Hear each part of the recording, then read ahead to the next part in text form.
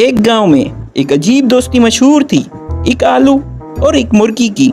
آلو زمین کے اندر رہتا تھا، خاموش اور سادہ، اسے لگتا تھا کہ وہ کسی کام کا نہیں۔ دوسری طرف مرغی ہر صبح زور سے بانگ دیتی، سب کو جگاتی اور خود کو بہت اہم سمجھتی۔ ایک دن گاؤں میں طوفان آیا، تیز بارش نے کھیت بھر دیے اور آلو پانی میں دبنے لگا۔ وہ ڈر گیا، اب تو میں ختم ہو جاؤں گا۔ اسی وقت مرغی نے اسے دیکھا، وہ فوراً زمین کو چونچ سے کھودنے لگی۔ کافی محنت کے بعد اس نے آلو کو باہر نکال لیا۔ آلو حیران تھا، میں تو سوچ رہا تھا تم صرف شور کرتی ہو، مگر تم نے میری جان بچا لی۔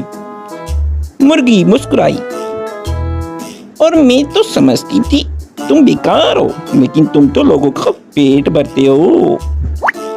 اس دن دونوں کو احساس ہوا کہ ہر کسی کی اپنی اہمیت ہوتی ہے۔ کچھ دن بعد گاؤں میں دعوت ہوئی اور پلیٹ میں آلو اور مرغی دونوں ساتھ تھے۔